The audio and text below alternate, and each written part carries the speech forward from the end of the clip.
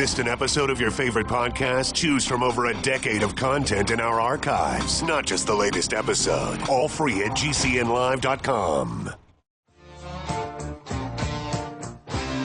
This is your call to action. Get prepared, America. Economy, survival, energy, disasters. This is USAPrepares.com. Informative radio, educational radio. Interact now by emailing instructor@usaprepares.com or text at 434-390-7953. Class, please take your seats. Now, your instructor, Vincent Finelli. Everyone all set, cocked, locked. Here we go. Your dial set correctly to USA Prepares. Thank you for being in class with us today. We broadcast 2 hours a day, 5 days a week, Monday through Friday, 9 a.m. through 11 a.m. Central Time on Genesis Communications Network. During that time, if you'd like to call us, we'll pay for the call, 866-582-9933, 866-582-9933. Telephone listen line, different number for you. It's changed again, 641-793-4512. 641-793-4512. And that's the Global Star Network. And they carry us live on their telephone listen line when we are live.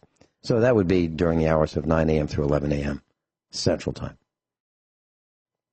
Kyle Harris is with us, live in Montana. Welcome, Kyle Harris. Good morning, Vince. And for once, I really wholeheartedly am laughing with you. This ought to be good. Well, you know, last week, last Friday, Kyle and I were talking about who are you going to let in your tent? You know, and what I mean by that is when times are rough, who can you absolutely positively trust to do whatever is agreed upon? Okay? So the way I envision it is daily meetings with whoever's going to be in your home or in your compound or on your farm or in your house, whatever it may be. Who's going to be there, and will they pull their own weight? Are they trustworthy to, when you have that meeting and you say, okay, there's 5 of us or there's 10 of us, and here are the assignments that need to be done. Who would like to do what? Oh, really? You guys don't want to do that? Okay, well, then we'll just go round robin and we'll assign these tasks because they have to be done. Somebody has to be in charge. Who are you going to trust to be in your house to carry out those tasks that need to be done? Who are you going to trust to, when you say, okay, we have 10 cans of food, and here is how we're going to ration that food. Are you going to be able to trust everyone in your house to not raid the kitchen at night when everyone is sleeping because they're hungry? Everybody's hungry. So that's kind of what we're going to talk about, and also some tips from the book. We'll weave them in as well. So, Kyle, I have asked a number of people whom I've been on the phone with, instructors and non-instructors, and I've said, can you count? I don't need to know who they are. Can you count 10 people, just 10, who you would absolutely positively trust in that scenario? And the answer is no one has been able to come up with 10 people. No one. Isn't that fascinating? Yeah, me either, Vince. I've been doing a lot of the same kind of thinking, and I'm sorry, it's just something else going on here. I've been thinking a lot about that as well, and it's a scary situation. There isn't 10 people. In fact, there's maybe 3 or 4. That's the part that is going to be really hard for all of us. You know, I've been thinking about that. You were talking about the round the table discussions in the morning. And in a sense, all right, so let's back up just a little bit. What we're discussing here is a grid down or financial collapse that is, catastrophic, or civil unrest that is so bad that it takes a group just to possibly go to town and back. So we're talking really tough situations where you are going to have to try to survive, and it truly is a survival situation. This is not like, 3 days with that the power grid's been down and everything's coming back up in 3 days. This is like, there's a financial collapse. Your money's practically worth nothing. Food and garden produce and gasoline and tires and all of those kind of small little commodities and abilities are at the forefront of being able to take care of yourself and survive. So I've been thinking a lot about this, and I've come up with some ideas or some thoughts that people might want to consider. So if you are sitting around the table and you are discussing what needs to be done, there is going to have to be, or I don't personally believe that it will survive, there's going to have to be someone who is absolutely in charge, that the buck will stop with them at the end. And everybody has got to be willing, that you let into your tent, has got to be willing to submit to that structure. The reason the military, I'll give you a little story here real quick. When I was 9 years old, my dad was in Korea, and he saw a lot of really rough, bad combat.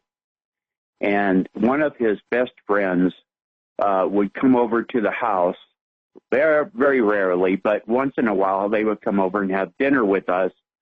And my dad and him would instantaneously have this kind of a bond, all right?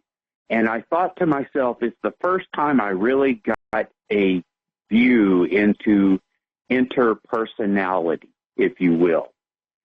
And something dawned on me. It wasn't the fact that they had been through bad things together and survived. It was the fact that they had taken orders and prevailed. That was one of the things. They had both been under authority and prevailed. Sometimes I remember my dad mentioning to him, this guy's name was Rock. Dad just called, that wasn't his real name. It was just his nickname. And nobody would ever know who he is, but he's gone for many years now. But one of the things I remember my dad talking to him about once was that it was a really bad order that they got to do this particular thing.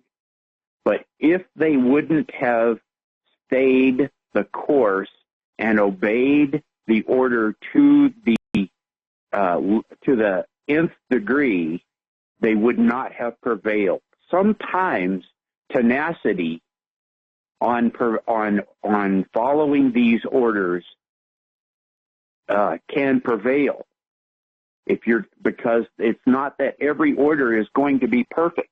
Whoever is in charge is not going to be a perfect person, but they are going to have to be, because they were the one that set up the preparedness. They're the one that set up, if they're coming to your house as an example, you're the one that's invested the money, time, effort to do all that you've done. I'm just using you as an example. The same thing would be true at my own house as well. The other thing that is extremely important is, believe it or not, in my opinion, and you can disagree with this or not, but is the second most important person is your wife, for a reason that people might not think of. As she relates to you, that will set the tempo of the way that everyone else relates to you because she knows you best. If she is arguing with you or comes against what you say or what you are disagrees with you on a consistent basis in front of people, as she does to you in front of people, they will do to you and her. That's the same with children when you're raising kids. As you act toward one another in front of the children, that gives them license to act that way to you and your wife. So those are just to start out. I've just been considering some things, and I'll start out with that and get your comment on it, and then I've got a lot more. Kyle, I was thinking, as you were saying these things, you're absolutely correct. And one of the reasons that Mrs. Finelli and I get along so well is that we have this relationship where we understand each other and we support each other, and there is never dissension, never. And the same thing with the children. There's never any dissension. Logic prevails. You know, one person may have a better idea than another, but there's no millennial type of pouting, fighting, loud discussion. Never. And everything is thought through and executed on the best plan. So you're absolutely right about the number two person is the wife of the person who is running that household or that farm or that compound. Tenacity, absolutely true. And persistence is another word for tenacity. And you just can't say, well, it's too hard. Another thing is when I was listening to you, I was thinking about going to town. As you described going to town, it could be a big deal.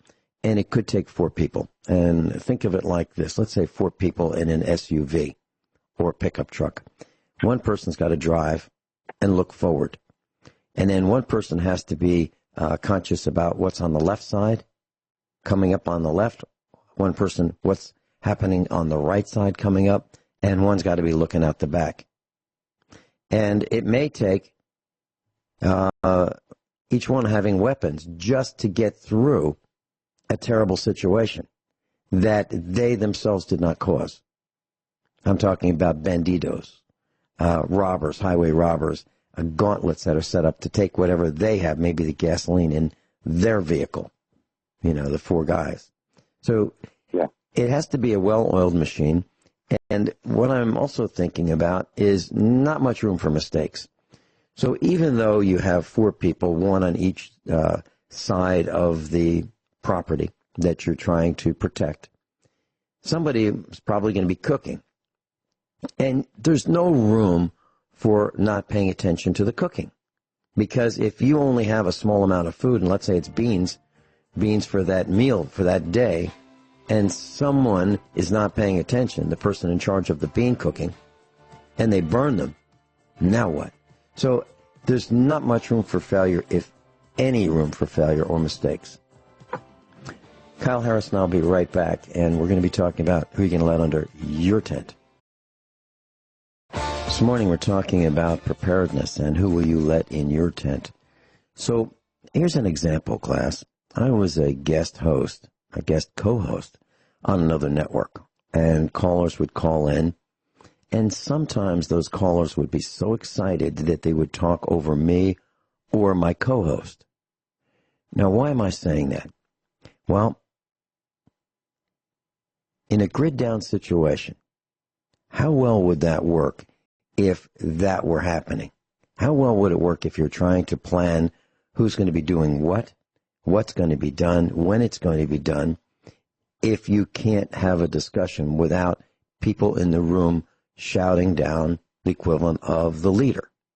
And that's what a co-host or a host would be, right? On a radio station or on a radio program. So that's just a small example of, and no one's died. No one's died yet. No one's starving yet.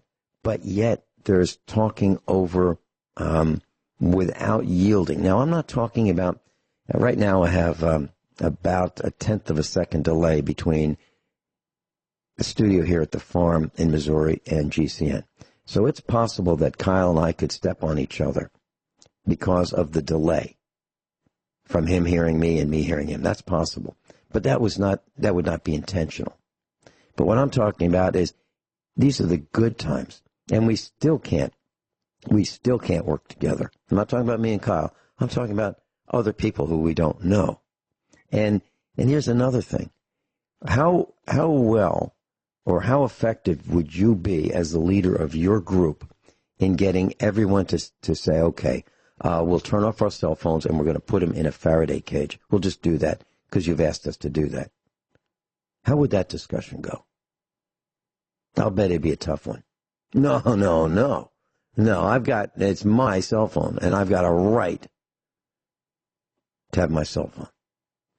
And what if you decided that was something that you didn't want to have as the leader of the group because of the risks of having that cell phone location being detected as a live cell phone? Kyle? Excellent. And that kind of leads me right into my next couple of small points.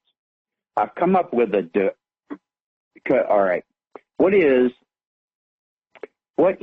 your, in my opinion, folks, and I'm asking the audience this question, what is going to be your most important thing that you have as a group?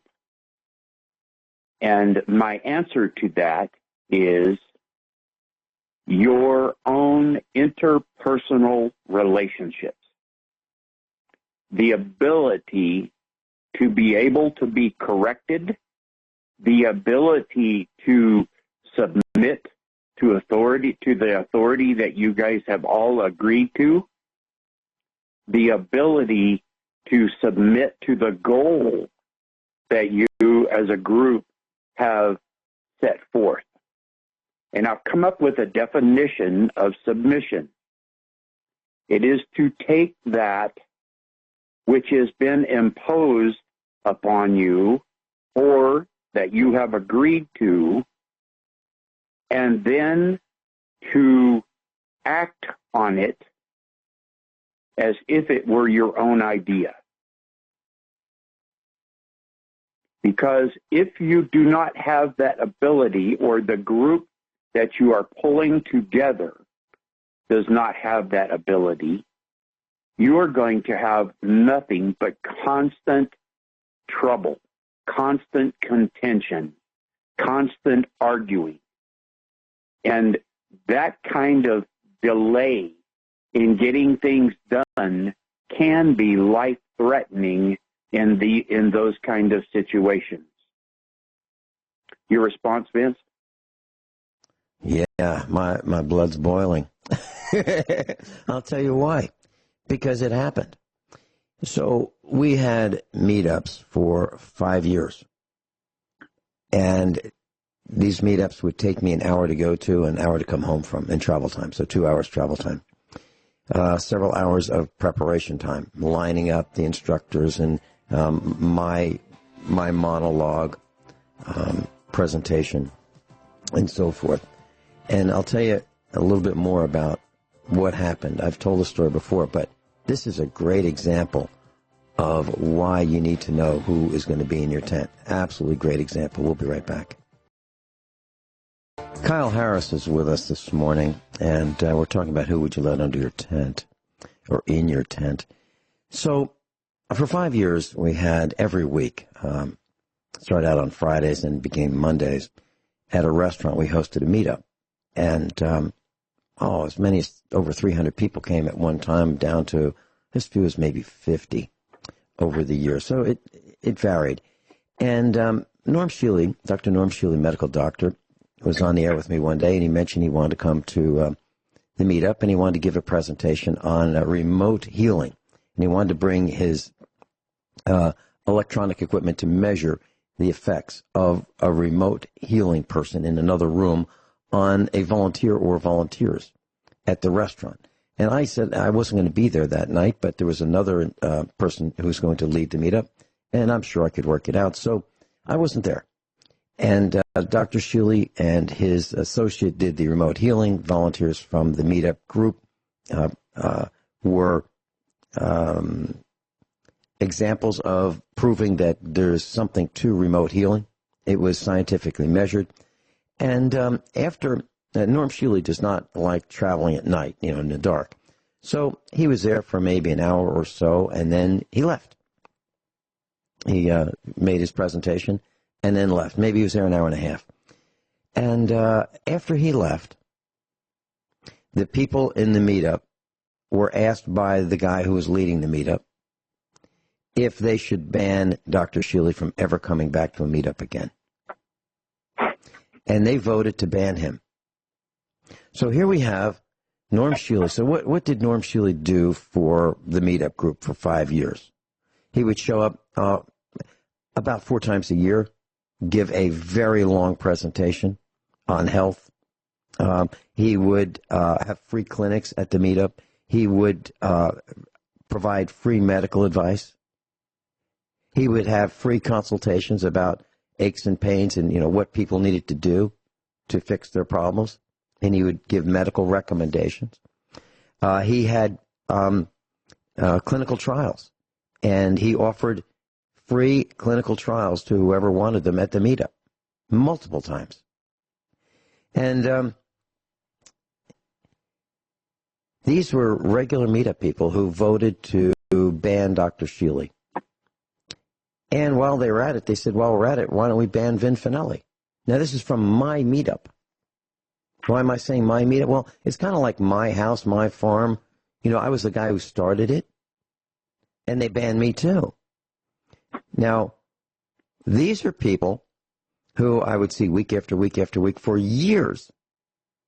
These are people who would get a raffle for a free dinner because I would take my dinner that was offered by the restaurant to me as the host of the meetup, and I would take that, and I've never had a free meal. I would give my free meal in a raffle to whoever got the raffle ticket that won that night. So these are people who got free passes to the expo. I bought their passes to the expo and for their family every time. No exceptions. Anyone who wanted one got a free one. And during the few weeks prior to the expo, boy, the crowd would really fill the restaurants because they thought that they would get free passes, and they did. No one was denied a free pass. No one ever. And they banned Norm Shealy and me.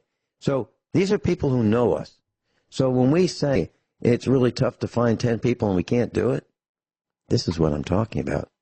People who are in the preparedness mindset. People who want to know how to do it better, faster, what tools to get, what skills to have. They want to learn. And they threw Dr. Shealy and me overboard. And I'm really glad they threw me overboard because I don't have to help them anymore. I don't have to pay attention to them anymore. And if they come knocking at our gate and when the grid goes down, I'll say, who? Who are you? Oh, yeah. You're either one of the people who voted to throw me overboard in Norm Shealy, or you are one of the people who didn't say, what, are you out of your mind? And defend us. So what I'm saying is they didn't defend us, and they threw us overboard. So why would I trust them? Why? You'd have to give me a really good reason, and I don't think there is one. Kyle, does that like? Yeah, you bet. I understand, Vince. There's going to be some difference, and people are going to have to understand this. The difference, if we're in that actual situation, is whereas they banned you from the restaurant, that's one thing. But if they think they're going to somehow come in and disrupt and take over operations of your farm and all that you have prepared for, that's a whole nother thought process on your part. Because I'll give you a thought here, folks. If you now really consider this, if you remotely think that at some point this person that you might let in, you might have to kick out. You should never let them in the first place, because they will become your worst enemy. They will know your security. They will know your logistics. They will know your food supply, your ammo supply, what weapons you have. They will know a lot about you. That will be your worst enemy. You are better off not letting them in, because you cannot, the group that you put together when it's all said and done cannot have any other higher priority than the safety of the whole group. That's so important. If they have any too much, I mean, like Vince is always kidding, we don't take directions very well. Speaking of the type of instructors that we have, but I'll tell you one thing, that's got to change. That would have to change in a heartbeat if you are going to come under the authority or rely upon someone else for your wherewithal. You cannot have 2 or 3 or 4 alpha males all running around thinking that they're going to run things. That ain't going to work. It would be a disaster. And everybody in the entire group would either suffer or die, in my opinion. Vince? As I think about what we're discussing today, it comes to mind a number of people who, if we were having one of those meetings about the day's events and the tasks and the assignments, I can visualize people saying, well, no, I disagree. I don't think we should do it that way. And persisting and digging in heels and not agreeing and tying up the whole group, which is what you've been talking about. You can't do that. You can't have that. And somebody has to be in charge. Now, at our house, it's going to be me. And why? Because this is not braggadocious, but I've built the systems. I know more about them than anybody else. I have more experience than anybody else in these systems. So I'm going to be in charge. And if that's a problem, then whoever it is that wanted to be here will not be here. Because I'm not going to fight it out with them. I'm not going to debate it with them. Now, logic will prevail, but we're not going to debate ad infinitum on what is the right way to do it. A decision will be made quickly in times when decisions need to be made quickly. And there will be decisions as to rations. And everything's going to be scarce. Everything is going to be scarce because in a grid down situation, you're going to have what you have. And unless you go out foraging, that's all you're going to have. And unless you grow it, that's all you're going to have.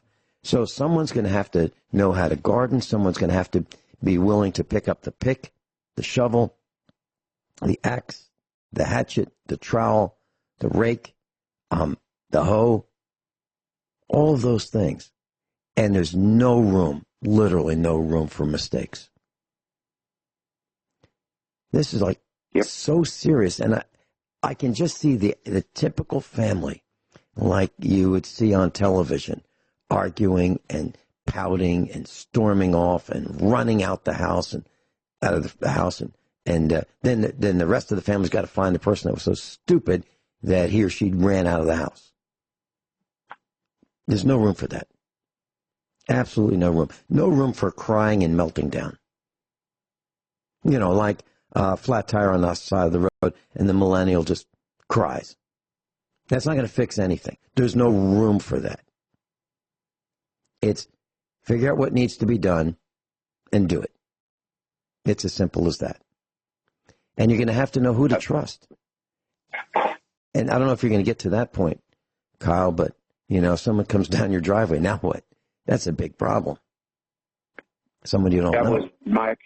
That was actually my next point, Vince. Because so here, come to this. Think about this, folks.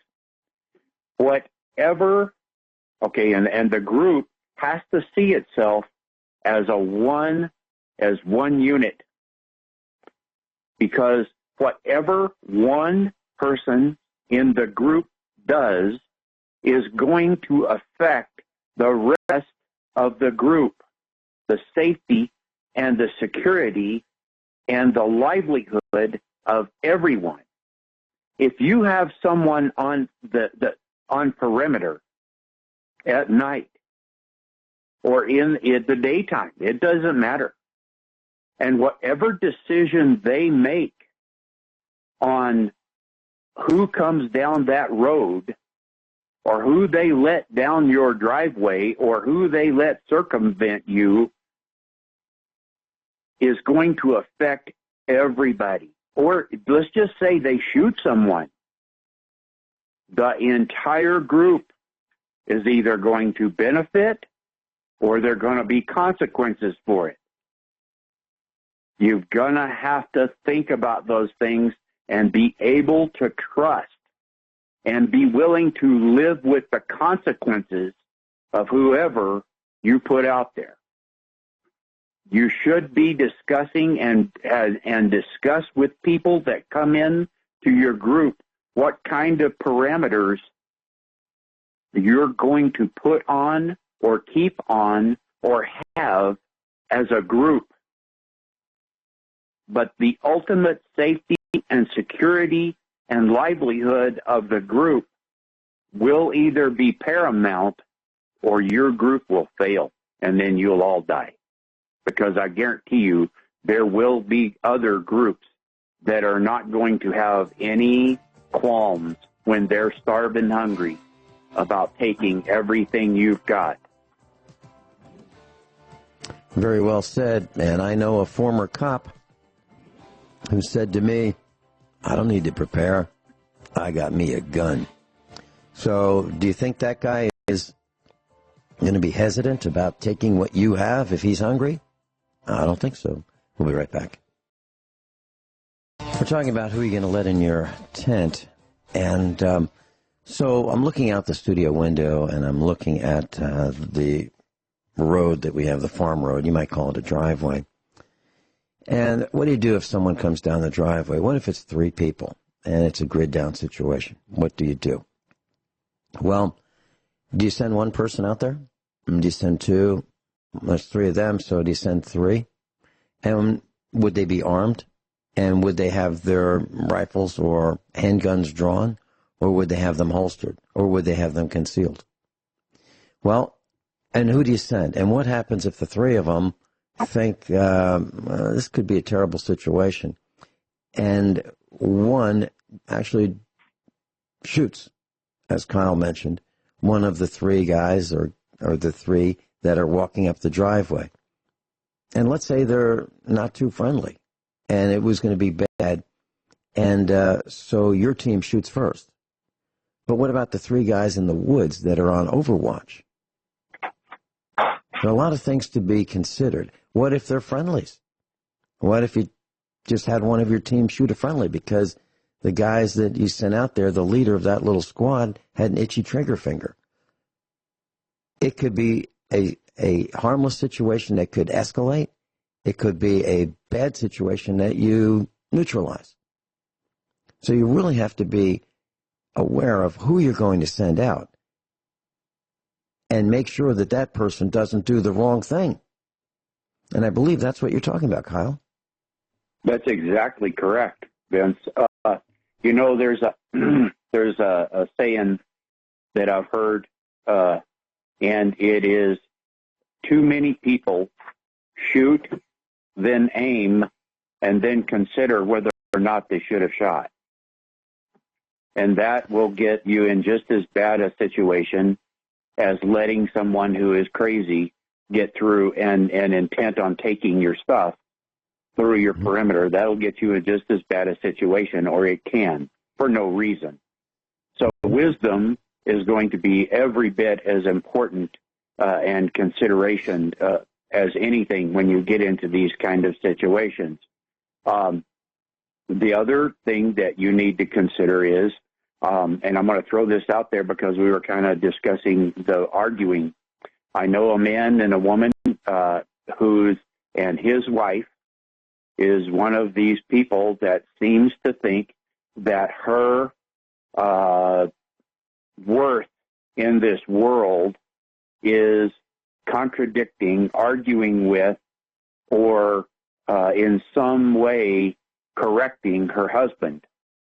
And that kind of thing, those people are not coming into my group, because that's going to that sets a tone inside of the amount of people that you allow in, that you cannot, in a situation like this, folks, you cannot allow that. That has to be squashed at the infancy. It just cannot you cannot allow it. If you do, I guarantee you, you will not survive. I don't think you will make it.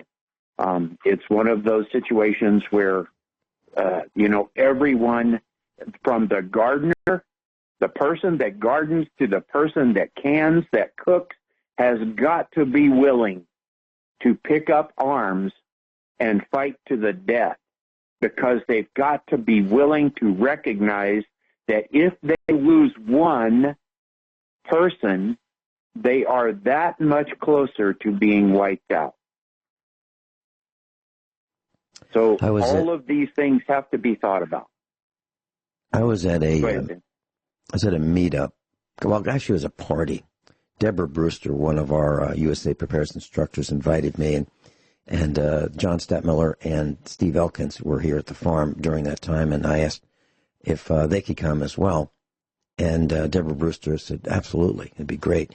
So we're all there, and we were asked to go around in a round table to answer certain questions. And one of the comments that stuck out in my mind, and we're talking about who would be in your tent or your group. One of the people whom I've known for years, who came to the meetups regularly, like every time for years, said that he would have to leave his wife if things got bad, because he couldn't stay with her, because they don't agree on preparedness type of things. And he indicated that it would be so uncomfortable, so bad, the disagreements would be so pervasive, that he would have to leave his wife. Can you imagine that, class? He said that publicly. No one said, we want to hear this story. Nobody even knew the story. And he just opened up and said, this is the situation. And for all the years I've known him, when he was at the meetups, I've never seen his wife for years. Now, plenty of couples would come, husbands and wives. That was common. But he never came with his wife. And he had one, because they disagreed. So what's it going to be like when it gets terrible? He would leave his wife. That's what he said. He would have to do that. Hour number 2 of USA Prepares. Kyle Harris is with us live in Montana, and we're discussing who will you let in your tent in a grid down situation or civil unrest or similar awful situation. So Kyle and I have tried, and we cannot come up with 10 people whom we would let in our tent. We can't come up with 10. And no one else I know can either. Can you? Can you identify 10 people whom you would trust with the life of your husband, the life of your wife, the life of your children or your parents? Can you identify them? And heck, we can't even trust a babysitter today.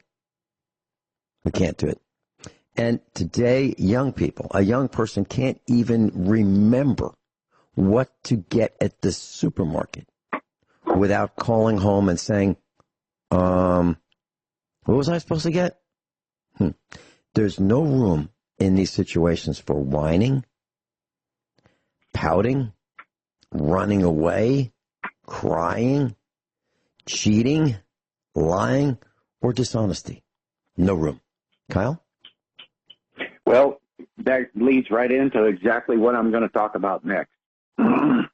So, folks, here's some things to consider.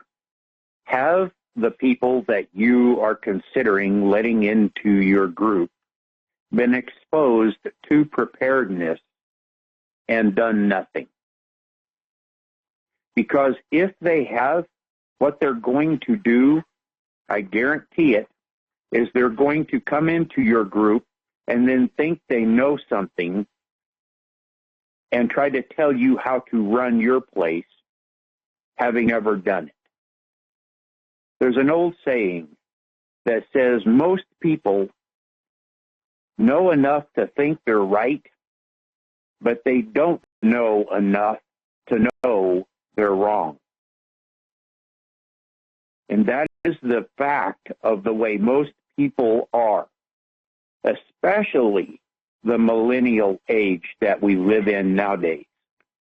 If they might have been a computer whiz bang, super duper pooper scooper, everything having to do with computers, but I'll guarantee you that in a grid down bad situation, that knowledge is going to mean very little, not completely worthless, because there might be electronics that need to be worked on, but it's going to mean very little compared to the person who knows how to keep their chickens laying all the way through the winter.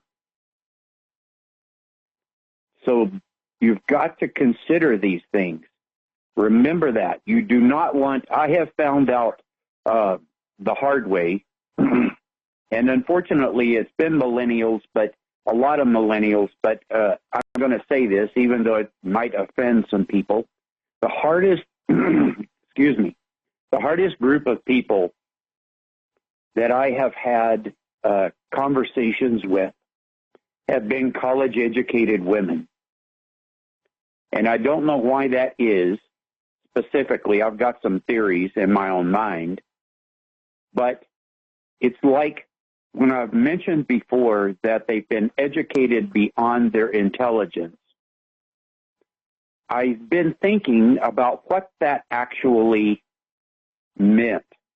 To be educated beyond your intelligence means that you have been programmed, you have been brainwashed, and you do not have the intelligence inside of you to be able to realize that the end result of your thinking is destruction.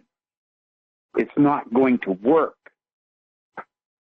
So it's really critical when you're thinking about who you're going to try to let in a group or a thought, that they be teachable, that they be humble. That's why I mentioned responsibility, humility, and integrity last time I was on. Because if they do not have those things, if they've known about preparedness for years, if they've even talked to you about it in depth and done nothing, they will still do nothing when they come into your group but take. Are they a giver or are they a taker? Are they hardworking at doing anything productive? Are they lazy? Do they think the world owes them anything? These are things to consider. Vince, your response? Wow. I just wanted to say to the class, Kyle and I have not discussed what we were going to discuss today. We talked one time last week to say that we were going to do this, but there were no notes, there were no thoughts, there were no bullet points, there were no talking points, none whatsoever. And Kyle and I have come up with exactly the same kinds of things. And it wasn't like Kyle said, during the break, hey, I'm going to be talking about this. And then I said it before he got a chance to say it. We haven't discussed any of this at all, and we don't talk during the breaks. we are on exactly the same page. Kyle, would you comment on what I just said? That's absolutely true, Vince. To be honest with you, I was kind of laughing at myself and you a little bit, thinking that man, Vince hasn't called me this whole week. Or he didn't call me a half an hour before the program and kind of discuss which way we're going to go. We haven't. I've been really busy, and I've realized you've been really busy. But we haven't talked or discussed, and nor do we talk during the break whatsoever, folks. These are none of these things. These are completely derived from our own experiences. And what you said about college-educated women being difficult to deal with, let me just put an exclamation point on that, class. Now, that's not all of them, but it's many of them. And, we may lose a few of our class thinking that, how dare we say this? But it's absolutely true. So of those who threw Dr. Shealy overboard, banned him from the meetup, and me, a lot of them were the college-educated women. There you have it. Absolutely true. Can you imagine that? So I don't know why that is. I really don't know why it is. Maybe they go to liberal schools and they learn that, I don't know, maybe they're, as you said, programmed and they can't help it because they've been programmed and they can't figure out how to unprogram themselves. They're willing subjects of programming. But I'm thinking through this whole broadcast class, the discussions around the kitchen table, because that's where a lot of them would be, with your group class. And are you seeing these kinds of things? Are you seeing a millennial or two or many people around that kitchen table with cell phones while you're trying to discuss who's going to do what, when, why, and how so that you can all survive? Can you see the cell phones on your kitchen table? I can. I mean, not here, but I can envision people having this problem. I can also envision asking and assigning homework, Friday night, 6 o'clock, shut off your breaker panel, except for, things that are circuits that are needed for medical life support. Tape off your faucets, toilet flush handle, refrigerator, and just simulate a grid down situation just for 3 hours. I've assigned that for over 5 years, actually 8 years now. No one's done it. No one. Now, I wouldn't ask Kyle to do it because he knows. But I'm talking about people who don't know how to prepare. No one, not one person has done that. Not one.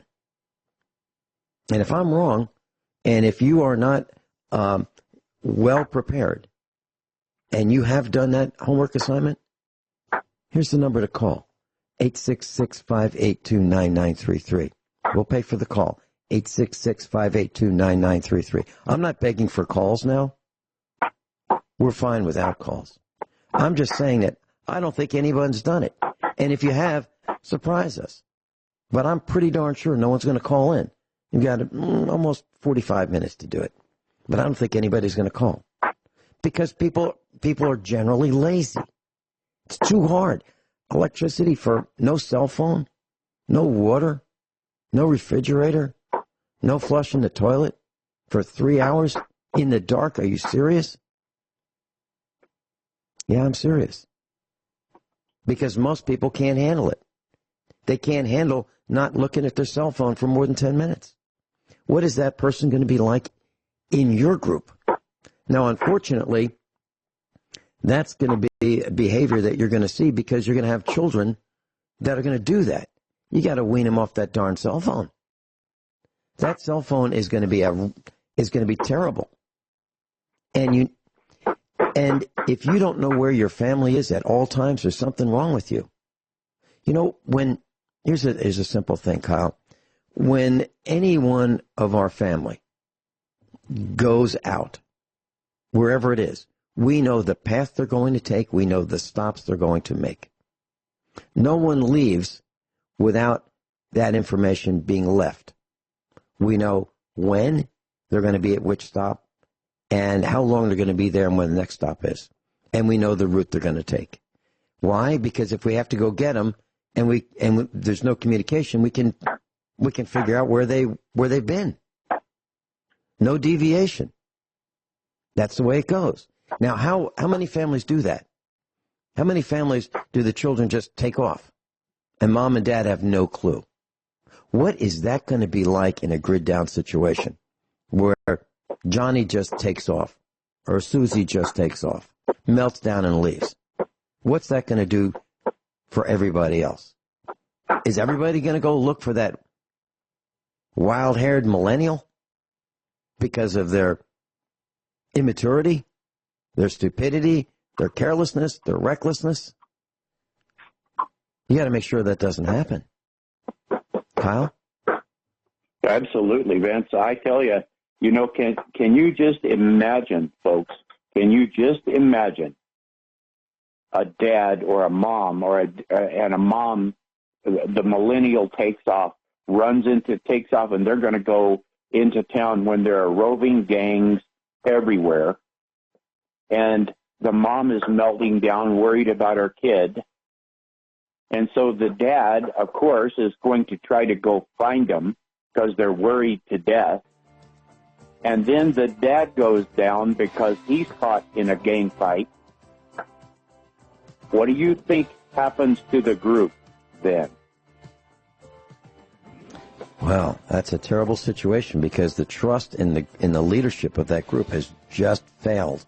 The trust is gone, all because of some whiny, careless, reckless, self-centered person. And I hope you all are paying attention and thinking about your own personal situation. How about this one? How about one of your group who's a smoker? Just one. And you decide that smoking will put your group at risk. Why? Well, one guy or gal is assigned to go to the north side of the compound and be on watch, along with the other three who are on watch on their areas. So you got 4 people out there, and one of them's a smoker. 8-hour shift. Maybe it's a 12-hour shift. Maybe it's longer. Maybe it's shorter. What is the likelihood that a smoker is not going to light up during that shift? What's the likelihood? 0. If that smoker has a pack of cigarettes, even though you've all said, no matter what, you will not smoke, because you'll get us all killed, because that smoke travels. And there's nothing like the smell of a cigarette. It's not like a wildfire. It's distinctive. You will not smoke no matter what. What's the likelihood that that person will abide by that order? 0. Kyle? Absolutely. And I was just thinking that it's so funny that we've done this, Vince, and we haven't talked, because the other thing you're going to have to consider is, are they addicted to alcohol? Are they alcoholics? Are they drug addicts? I'm talking any way, shape, or form. You better think about that, because your life and the lives of your children, it might even be your children, those kind of things, that's where it gets messy and really hard, because you're not going to be able to trust them. If they have that kind of a weak character flaw already, and then you better think twice about what you're going to allow them to do if they're your children. People are messy, and there's going to be no perfect group, but I guarantee you the ones that survive will have a lot of these character qualities that Vince and I have been promoting, the ones we've been promoting. The ones that survive are going to have a lot of those character qualities, or else they won't survive. I'll never forget, I never disrespected my dad. Whenever he would tell me something or tell us what to do, because with my dad was in the Marines, and you didn't talk back to him ever, and I didn't. I never did in my entire life. But when I got to be about 16, 17, 18 years old, my testosterone got the better of me a couple times, and I would ask questions. And it would be, in maybe a little tiny bit sarcastic way. And I'll never forget, my dad told me one time, he said, "You know something, son?" Because he wasn't real patient, but he was patient when he could tell you were still trying to be respectful. He said, "You know something, son?" He said, "I would like to buy you for what you're really worth and sell you for what you think you're worth." Wow. I would be a rich man. Wow. Kyle, you have some of the best short few number of words, sentences that have so much impact. There's another one. Wow. Oh. Yeah. Well, I'm grateful that I was brought up the way I was, Vince. I'm just, I really, truly am. And I am grateful that my parents brought me up the same way. Every night I say my prayers, and I thank God for all those who have impacted my life, my parents and my grandparents, and that's part of my daily prayers. Now, getting back to the smoking thing, we're going into a break, but I'd like to talk just a little bit more about that, because this is a way bigger problem than you may think, class. And I'll just describe a few scenarios to connect the dots when we come back. Kyle Harris is with us. We're talking about who will you let in your tent. We're talking about who would you let in your tent. And the smoking thing is really a bigger deal than you might think, class. We talked about, can you trust a smoker to be on his or her own without smoking? Is that possible if they have cigarettes? And I submit to you, you could not trust a smoker, someone who's addicted, whether they say they are or believe it themselves or not. I don't believe that a smoker can be trusted to not smoke. Okay? We don't allow smoking in our house. We do not allow smoking in our house. We do not allow smoking in our house. It's very clear to everyone who comes here. And there have been times when people who have been here have been in another part of the house, and it's so hard to go outside. So what happens is they open a window and they smoke in the house. That's against our wishes. This is our house. They violate that rule. They can't help themselves. They have to smoke. But sometimes they're too lazy to go outside, and they smoke in the house. And one day, our son was outside, and he smelled smoke from a cigarette outside. And we had some guests here. And he went under the window where the smoke was coming out, and he yelled up to the person smoking, "You know you're not allowed to smoke in our house. You know that. If you ever do that again, I will kill you." How about that? How about that? Am I exaggerating? No, I'm not. Because our son knows that I had struggled with a lung disease that I was trying to beat. And here we had an individual smoking in our house. What do you think about that, class? Do you think that's acceptable? Or do you think that is over-the-top outrageous? What do you think? Kyle, any comments about that? Well, I will. You bet. I'll put an exclamation point on that, Vince. My dad was a sniper, and he told me, he said, if you ever come across someone who is smoking and you can smell that and you start hunting around, he said, when they take a drag, forget when they light up, because that's the easy part. But when they take a drag on that cigarette, it silhouettes their head.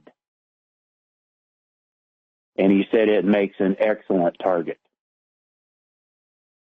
So if you cannot trust someone, and if they are out there doing that, you're asking to, because all it takes is somebody with a silencer on their gun, and you'll never know that you've been overrun until it's too late. Here's another it's a serious thing. Go ahead. Yeah. Here's another very simple thing. In our house is full of old furniture, antiques. And antiques were made before polyurethane. So there were varnishes and oils and finishes that are susceptible to moisture. And what I'm saying is, when someone comes as a guest to our house and has a beverage, if we're in the kitchen table is wood. And there are placemats at every seat. Now, sometimes people will take that beverage, which will sweat down the glass. I'm talking about, like cranberry juice or something like that, that's refrigerator cooled.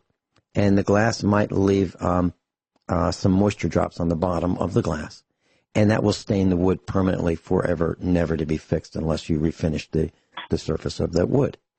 And wood like that is all over our house.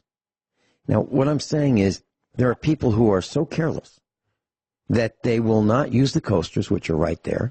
They will not put the glass on the placemat, and they will carelessly and recklessly, without thinking, just put that glass wherever they want, because they don't know. They don't know that it'll damage fine furniture. They don't know it'll damage walnut or cherry or something that has been finished for the first time 100 years ago. They don't know. So how can we overcome all this lack of knowledge? And that's just one little thing. And it would frost me if I had a guest in the house and the guest just put that glass down on the wood and permanently stained that wood because of carelessness and recklessness. But it's all around us. And that's just one tiny example. Now, it has very little to do with survival, but what it has to do with is character traits and carelessness.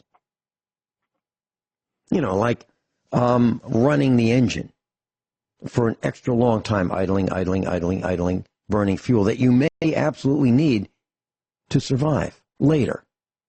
Carelessness like that. Not knowing, not realizing, and being reckless and careless. Kyle, do you see this in our future? Oh, I absolutely see it in our future, Vince. And I want to bring one other little point here, folks. There's a difference between ignorance and stupidity. If you had a young person that had never been exposed to Vince's nice wood furniture and did that, and then they were told and still did it, then it's another problem. It's like I've said this on the air before, and this is something you're going to have to really watch out for. Stubborn people, because stubbornness, in my opinion, stubbornness is right next to ignorant, because they refuse to learn. Ignorant is right next to stupid because they didn't learn. And stupid is right next to insane because they can't learn anymore. So your life is going to depend on it. My dad had another saying that when he would come across someone that he had tried to reason with, and they just flat couldn't seem to get it. Dad told me one time, you know, that old boy ain't got the sense God give a goose to fly backwards. And it's those things, it's just those kind of things stuck with me for the rest of my life, because now it's in a funny sense, but I look for it. I think about it now. The old timers had so many sayings. There's so many of them. And we've lost that because we've been so urbanized and so, what's the word? Anesthetized to real life. And I fear for our society in total, because like you've said before, and I believe it's true, we have all succumbed to the individual greed. The totality of the individual greed is coming to a head, and we're going to pay a price that is going to be deadly.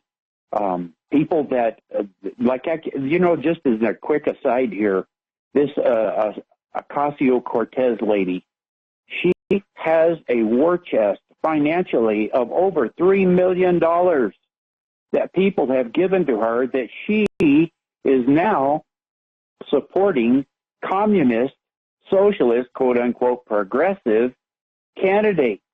Can you imagine if the money keeps pouring into these people, and people are so stupid as to give money to her and keep electing her to rule over you?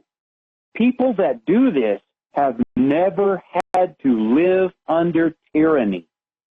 We better consider the long-term effect of our actions and our thought processes, and we better consider where we're going. Vince? So we moved to Missouri, and they have a really neat thing in Missouri, which is to help seniors. And it's a social thing. And most hamlets have a senior center in Missouri. And that's a place, a building, where seniors can get together once a week, or they can have a Friday night music and a band will volunteer to play. And it's a way for the seniors to get out and do something as a member of the village. So when we moved here, my parents would go to these senior citizens meetings, and one of the gals there said, you've got a son, we've got a Lions Club. Boy, it would sure be nice to have some new blood in the Lions Club.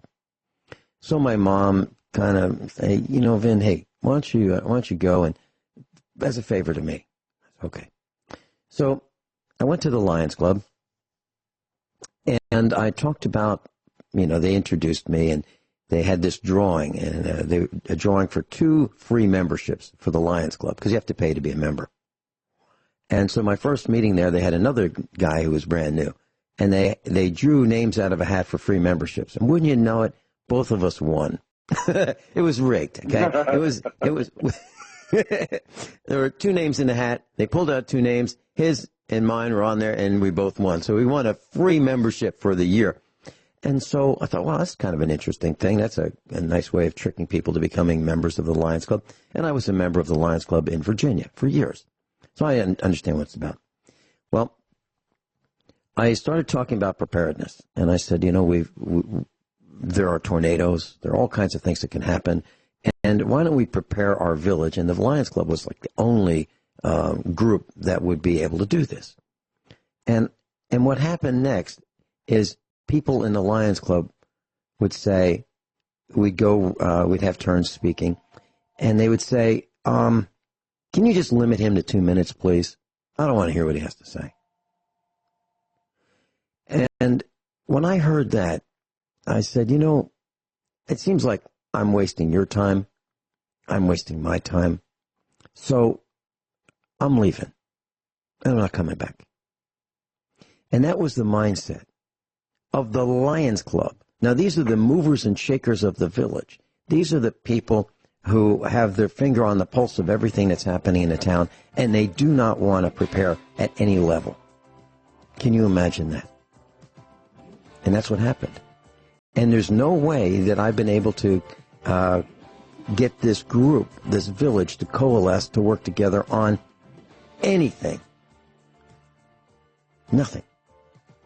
So it seems to me that everybody's on his own.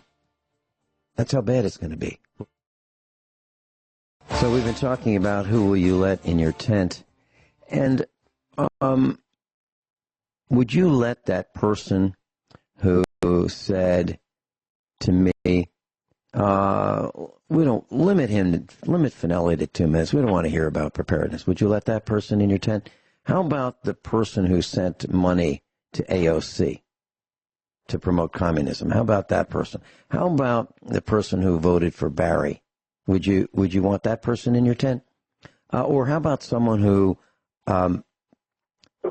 is for gun registration and gun confiscation? See, the way I look at people today, and this is new. I wasn't born this way.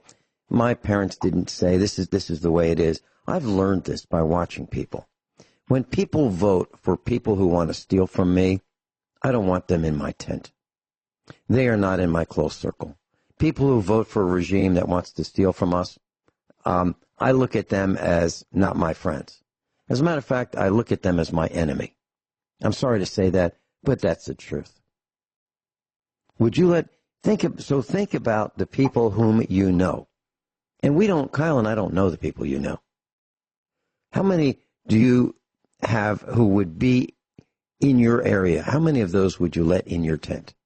You know, they say that opposites attract. That's nonsense. It's absolute. In magnetism, it works. But in terms of personalities, it doesn't work.